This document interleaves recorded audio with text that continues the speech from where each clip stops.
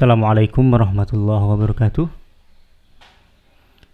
Berjumpa lagi di Coretan Guru. Pada kesempatan kali ini kita akan membahas tentang bahaya penyalahgunaan narkoba dan bagaimana mencegahnya ya.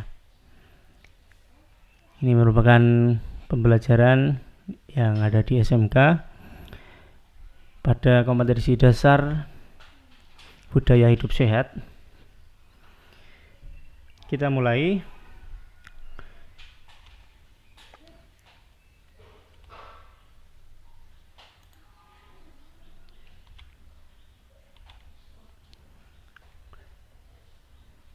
Yang pertama akan kita bahas adalah apa itu narkoba. Narkoba sering kita dengar, sering kita familiar dengan pengucapan kata narkoba, yang mana narkoba itu sendiri adalah singkatan dari narkotika dan obat-obat berbahaya. Nah, yang dimaksud di sini yang akan kita bahas nanti bukan hanya sekedar narkoba, tapi secara keseluruhan adalah nafsa atau mengacu pada kelompok senyawa yang umumnya memiliki resiko kecanduan bagi penggunanya. Jadi bagi pengguna nafsa itu nanti akan ada efek yang berupa kecanduan. Nafsa itu juga sendiri merupakan singkatan dari narkotika, psikotropika, dan zat adiktif lainnya.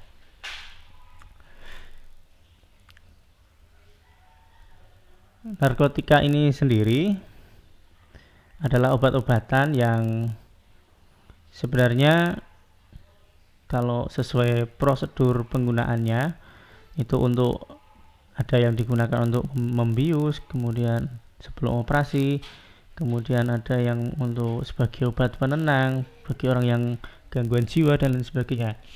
Jadi yang kurang tepat adalah penyalahgunaannya. Jadi disalahgunakan untuk orang-orang tertentu yang mungkin sudah kecanduan akan narkotika itu sendiri. Oke, kita bahas jenis dan macamnya. Jadi untuk nafsa itu sendiri ada banyak jenisnya. Kalau berdasarkan golongan ada 1, 2, 3, 4. Ini kita nanti tidak membahas per golongan, tapi kita bahas satu-satu yang sering kita jumpai atau yang sering digunakan oleh orang-orang yang menyalahgunakan. Yang pertama ada alkohol ya. Alkohol jenisnya banyak sekali. Alkohol di sini yang dimaksud adalah minuman keras, bukan alkohol untuk luka ya, tapi minuman keras yang mana mengandung alkohol yang tidak sesuai dengan regulasi yang ada di Indonesia. Jenisnya banyak sekali. Nah, salah satu efeknya yang jelas memabukkan ya. Memabukkan itu membuat kita tidak sadarkan diri, kita mengego sendiri ya. Kemudian dan efeknya yang lain adalah, yang terpenting adalah kalau alkohol itu membuat kita kecanduan. Makanya alkohol ini tergolong dalam kategori nafsa ya, karena membuat kecanduan. Nah, yang perlu kita tekankan di sini adalah alkohol ini banyak kerugiannya atau banyak menyebabkan kita merugi daripada keuntungannya. Jadi ini juga harus kita hindari. Kemudian yang kedua adalah kokain. Kokain bentuknya serbuk ya. Jadi kokain itu adalah senyawa sintetis yang memicu metabolisme sel menjadi sangat cepat.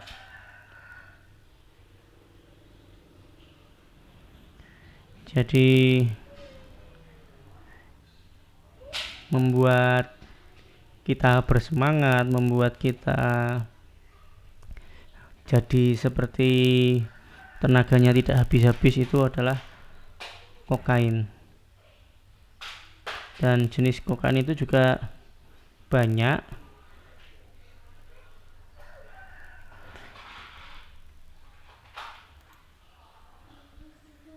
Jadi kokain ini bisa dikatakan adalah zat stimulan yang menstimulasi tubuh kita,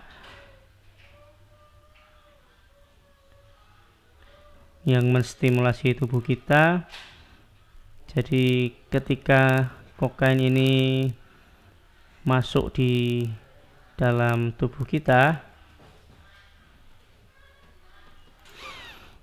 penggunanya akan merasakan suntikan stimulasi secara besar sehingga membuatnya merasa lebih berstamina dan muncul euforia. Itu efek secara singkat dari kokain. Saat masuk ke dalam tubuh, kokain akan menyebabkan produksi dopamin di dalam tubuh kita meningkat drastis. Yaitu dopamin itu adalah neurotransmitter di tubuh yang menghubungkan dengan rasa kenikmatan dan kesenangan. Sehingga penumpukan dopamin di otak yang menjadi awal mula keburukan kokain. Karena digunakan terus-menerus, tubuh akan mulai membiasakan diri dihujani dengan dopamin yang memberikan rasa senang dan euforia. Akibatnya, saat dopamin dalam jumlah banyak tersebut tidak terpenuhi, maka tubuh kita akan mulai merasakan ngidam jika berhubungan dengan penggunaan narkoba. Jadi, kalau tubuh kita sudah terbiasa dengan dopamin dalam jumlah besar, ketika suatu saat kita tidak mendapatkan jumlah dopamin yang besar, nanti tubuh kita akan memaksa atau tubuh kita akan terbiasa dengan kondisi seperti itu, sehingga nanti yang rusak adalah otaknya dan membuat kecanduan. Dan banyak efek-efek lain secara fisik yang tidak saya bisa jelaskan satu persatu. Kemudian yang selanjutnya ada hash. Hash ini juga jenis narkotika. Hash ini biasa digunakan untuk campuran merokok ganja ya.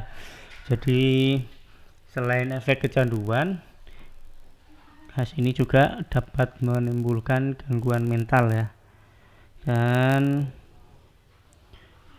gangguan psikomotorik dan gangguan kecerdasan, memori dan lain sebagainya ya. Itu untuk hash itu sendiri.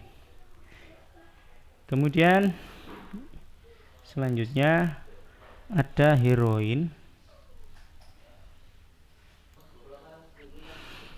Heroin adalah salah satu jenis obat golongan narkotika yang sering disalahgunakan, yang mana dapat menimbulkan efek halusinasi, atau ini termasuk jenis zat halusinogen, kemudian menurunkan kesadaran dan menyebabkan kecanduan.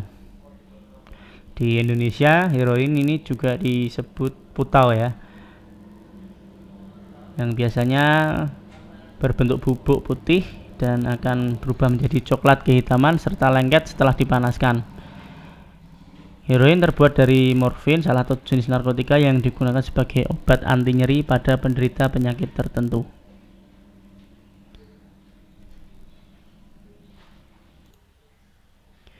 Selanjutnya ada Inex. Inex ini yang kita sering sebut ekstasi ya, yang dapat memberikan efek bagi kesehatan sangat merugikan ya dan berbahaya. Dan meski begitu masih cukup banyak orang yang penasaran ingin mencoba ekstasi. Jadi ekstasi ini adalah satu jenis narkoba yang penggunaannya dilarang secara hukum. Biasanya bentuknya berupa tablet berwarna dengan gambar kartun atau kapsul. Efek yang bisa langsung dirasakan adalah perubahan suasana hati menjadi sangat bahagia dan berenergi. Itulah sebabnya obat ini mudah sekali membuat ketagihan, akan tetapi efek tersebut hanya bersifat semu. Ketika euforia berakhir, ekstasi bisa menyebabkan berbagai efek yang berbahaya. Jadi ada efek jangka pendek, ada efek jangka panjang, sampai bisa menimbulkan sako dan kematian ya. Itu next.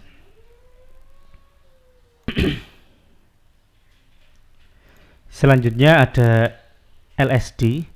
LSD ini singkatan ya, dari kepanjangannya adalah lysergic acid diethylamide. Ini merupakan narkotika sintetis yang dibuat dari sari jamur kering yang tumbuh di rumput, gandum, dan biji-bijian. LSD ini jenis yang paling ampuh untuk mengubah suasana hati seseorang. Obat ini juga merupakan jenis halusinogen yang dapat mempengaruhi mental seseorang. Jadi untuk penggunaannya biasanya efek jangka pendek dari penggunaan LSD ini, yang pertama berhalusinasi ya. Halusinasi yang secara intens dan menyebabkan pupil membesar dan kenaikan pada tekanan darah, detak jantung, dan suhu tubuh. Kemudian yang kedua, pusing dan sulit tidur. Kemudian yang ketiga, nafsu makan berkurang, mulut kering dan berkeringat. Kemudian mati rasa, kelemahan dan tremor. Namun efek utama yang mempengaruhi pikiran dengan distorsi visual dan halusinasi sensorik dan ilusi. Dan kebanyakan mereka yang menggunakan LSD bisa mengalami serangan panik, kemudian kecemasan, gelisah, paranoid, serta sakit dan perasaan sekarat atau menjadi gila. Jadi efek awal-awal memang membuat membuat pengonsumsinya berhalusinasi, tapi efek seterusnya nanti akan mengganggu mental dan pikiran ya. Selanjutnya ada ganja atau marijuana. Ganja ini ketika dikonsumsi akan menimbulkan euforia ya, menimbulkan rasa senang. Namun terlepas dari ada kelebihan dan kekurangannya, kenapa ganja ini tidak dilegalkan di Indonesia? Karena memiliki banyak efek bagi kesehatan jika digunakan tanpa pengawasan dokter ya, atau tanpa digunakan secara bebas. Yang pertama ada gangguan otak, kemudian gangguan paru-paru ya, karena kandungan tar di dalam ganja itu lebih banyak konsentrasinya ketimbang di tembakau. Kemudian gangguan kesehatan mental, ini juga dapat membuat kita sulit tidur, kemudian perubahan suasana hati, otomatis mentalnya terganggu. Kemudian sistem imun juga akan mengalami penurunan.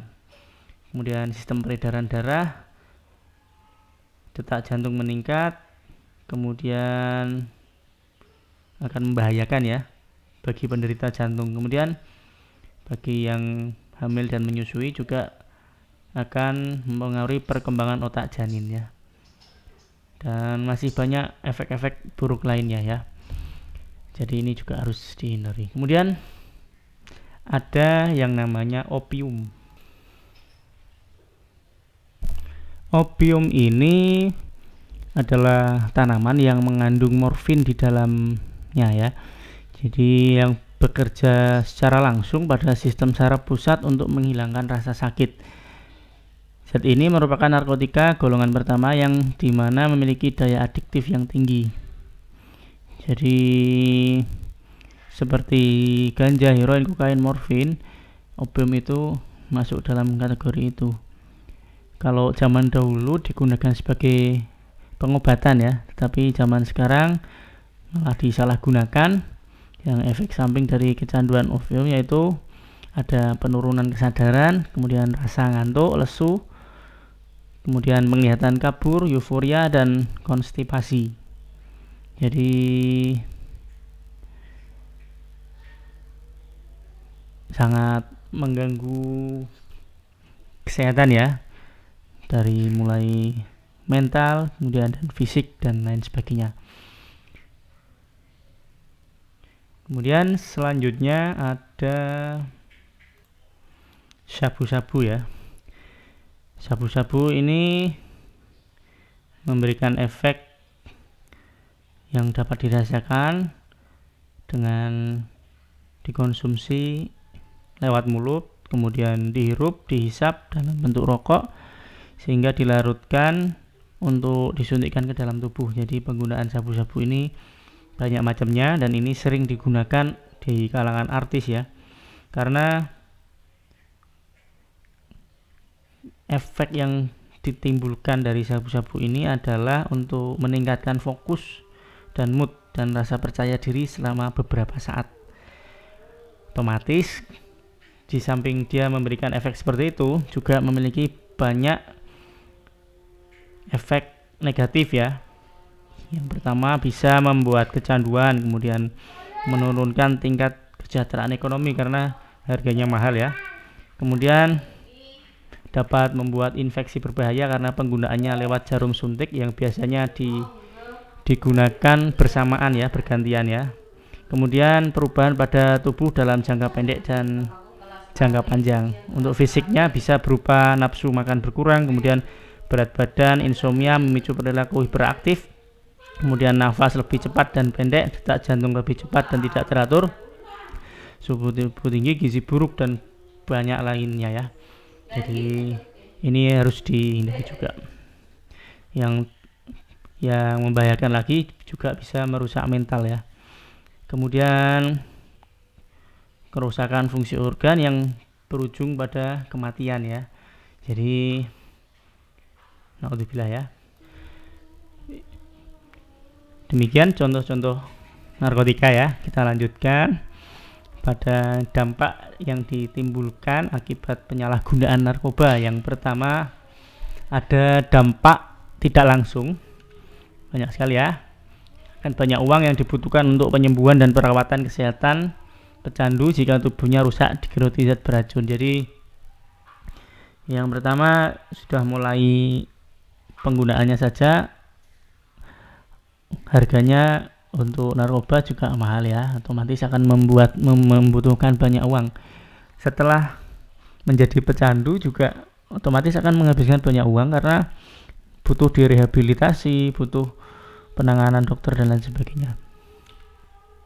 Kemudian keluarga akan malu besar karena punya anggota keluarga yang memakai zat terlarang ya. Kemudian kesempatan belajar juga hilang dan mungkin dapat dikeluarkan dari sekolah atau perguruan tinggi alias DO ya. Jadi kita harus berpikir matang sebelum bertindak sesuatu ya. Kemudian dikucilkan dalam masyarakat dan pergaulan orang baik-baik. Jadi selain itu biasanya tukang narkoba juga akan bersikap antisosial. Jadi dia akan menyendiri, dia akan misalkan dia bersosialisasi sesama pecandu narkoba ya. Dan di lingkungan masyarakat dipergaulkan, dia akan dikucilkan. Kemudian tidak dipercaya lagi oleh orang lain karena umumnya pecandu narkoba akan gemar berbohong dan melakukan tindakan kriminal ya. Analoginya seperti ini. Jika dia membutuhkan narkoba yang harganya mahal, sedangkan penghasilan dia hanya biasa-biasa saja, otomatis akan memicu si pecandu tadi untuk berbuat kriminal ya. Kemudian dosa akan terus bertambah karena lupa akan kewajiban terhadap Tuhan serta menjalani kehidupan yang dilarang oleh ajaran agamanya. Di ajaran agama apapun, narkotika, minuman keras dan sebagainya itu adalah haram ya, atau dilarang ya. Jadi kita melanggar larangan agama, otomatis kita akan berdosa, otomatis kita akan jauh dari Tuhan. Kemudian bisa dimasukkan ke dalam penjara karena melanggar hukum ya. Yang di dalam penjara itu saya sendiri belum pernah merasakan, jadi mungkin di sana akan tersiksa karena kita terasingkan atau terpisah oleh keluarga kita, oleh teman-teman kita. Jadi penyalahgunaan narkoba itu adalah melanggar hukum ya. Kemudian dampak secara langsung yang terjadi pada fisik kita, terganggunya organ-organ tubuh kita ya, mulai dari jantung, kemudian hemoprosik atau saluran kencing yang dari ginjal menuju kandung kemih, kemudian traktor urinarius, kemudian gangguan pada otak, tulang, pembuluh darah, endokrin, semua akan terganggu.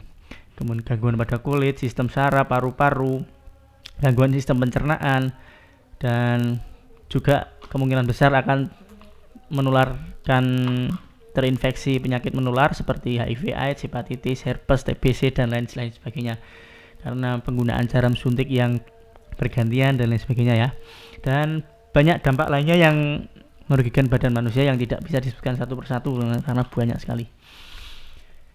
Kemudian dampak langsung bagi kejiwaan atau mental manusia, yang pertama menyebabkan depresi mental, kemudian menyebabkan gangguan jiwa berat, kemudian menyebabkan bunuh diri ya, bisa melakukan, yang terakhir ada menyebabkan seorang pecandu tersebut melakukan tindakan kejahatan, kekerasan, dan pengrusakan karena mentalnya sudah terganggu, nanti tidak bisa berpikir secara jernih ya.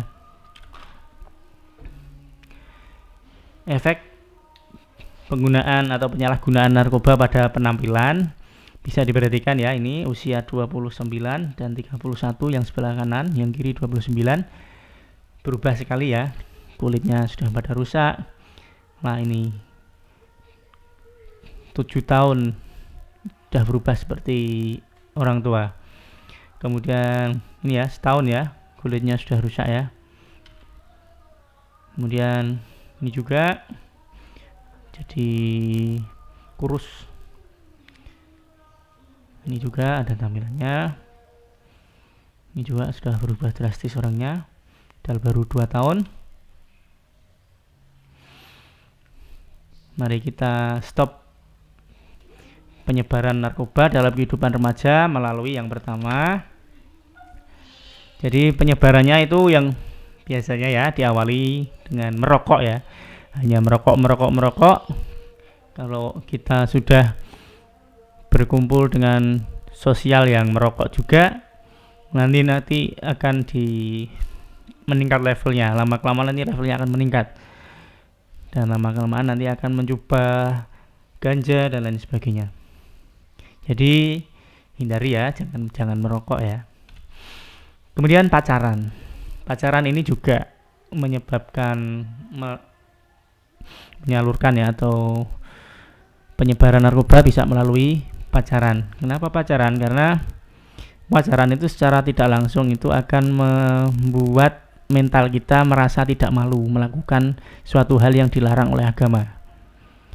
Kalau kita sudah tidak tahu malu, kita tidak punya rasa berdosa, maka melakukan kegiatan berdosa yang lain itu akan sangat mudah dilakukan, atau kita tidak punya rasa bersalah sama sekali. Itu ya. Dan pacaran ini juga akan menjurus atau mengarah pada seks bebas ya. Kalau orang sudah terjerumus dalam seks bebas itu, nah rasa berdosanya atau urat malunya sudah tidak ada. Jadi ditawari narkoba masuk begitu saja. Kemudian salah memilih teman. Kalau dalam agama Islam itu ada tombok hati ya, tombok hati. Salah satunya adalah berteman atau berkumpul dengan orang-orang soleh atau orang-orang yang baik. Kalau kita berkumpul dengan orang-orang baik, maka nanti kepribadian kita atau kita juga akan tertular kebaikannya. Berbeda kalau kita berkumpul dengan orang-orang yang tidak baik, maka nanti kita juga akan terpengaruh pada lingkungan atau pergaulan yang kurang baik tersebut. Kemudian tadi ya, seks bebas. Ketika orang berpacaran sudah masuk dalam ranah seks bebas, urat malunya sudah tidak ada, dia tidak punya rasa malu, sehingga mencoba narkotika pun dia akan tidak merasa berdosa dan tidak merasa bersalah. Kemudian salah pergaulan. Kalau kita bergaul dengan orang-orang yang salah atau tidak baik, otomatis nanti akan mempengaruhi pribadi kita. Jadi bergaulah dengan orang-orang yang baik. Kemudian solusi dan penjagaan diri dari bahaya narkoba. Yang pertama, Bergaul dengan lingkungan dan teman-teman yang positif. Jadi isi kegiatan atau isi waktu luang kalian dengan kegiatan-kegiatan yang positif seperti ekstrakurikuler, les, dan kegiatan-kegiatan positif lainnya. Kalau kita bergaul dengan orang-orang yang positif, yang baik, insya Allah kita juga akan nanti terpengaruh dalam lingkungan yang baik tersebut. Kemudian akrab dengan keluarga. Jadi kita harus akrab dengan keluarga. Kita punya permasalahan apapun, kita punya kendala apapun dalam kehidupan, kalau kita punya keluarga yang akrab, nanti kita akan mendapatkan solusi dari keluarga tersebut. Kita bisa berkomunikasi dengan baik dengan keluarga tersebut. Kemudian karena pendidikan karakter pertama dan utama itu ya ada di keluarga ya. Kemudian kehidupan yang religius, yaitu dekatkan diri pada Tuhan, jalankan semua perintahnya dan jauhi segala larangannya. Otomatis itu nanti akan narkoba itu nanti tidak akan masuk dalam atau kita tidak akan terpengaruh oleh penyalahgunaan narkoba, karena dalam agama apapun penggunaan narkoba dan minuman-minuman yang memabukkan itu dilarang ya. Kemudian ada bersahabat dengan orang tua dan guru. Jadi anggaplah orang tua dan guru-guru kita itu adalah sahabat kita. Jadi kita bisa berkomunikasi dengan baik dengan mereka, sehingga ketika kita punya permasalahan, ketika kita sedang terpuruk, nanti akan ada orang yang mensupport, yaitu orang tua dan guru kita. Kemudian tanamkan dalam diri, jauhi narkoba. Jadi tanamkan dalam diri kita untuk menjauhi narkoba sejak dini dan benar-benar diresapi dalam hati, jauhi. Kemudian mungkin itu saja. Ini motivasi untuk saudara-saudara semua, yaitu tuntutlah ilmu setinggi mungkin ya. Di dalam era sekarang, ilmu, keahlian, pendidikan itu sangat penting ya, karena segala sesuatu sekarang membutuhkan keahlian, membutuhkan ilmu. Jadi pekerjaan-pekerjaan yang tidak memerlukan keahlian sekarang sudah berkurang, tergantikan dengan mesin. Jadi saudara-saudara semua harus lebih canggih atau harus lebih ahli daripada mesin ya, untuk biar bisa berkembang kelak di era-era berikutnya. Kemudian keep calm and say no to drug ya, ini motivasi untuk menjauhi narkoba. Jauhi, jangan pernah sekali-kali mencoba ya. Jadilah remaja yang berprestasi. Isi kegiatan-kegiatan kalian dengan banyak berprestasi ya, berprestasi di bidang olahraga, bidang akademik, bidang seni, dan bidang-bidang lainnya. Jangan pernah sekali-kali berprestasi atau berprestasi di bidang negatifnya ya. Demikian untuk paparan materi pada minggu ini. Semoga bermanfaat.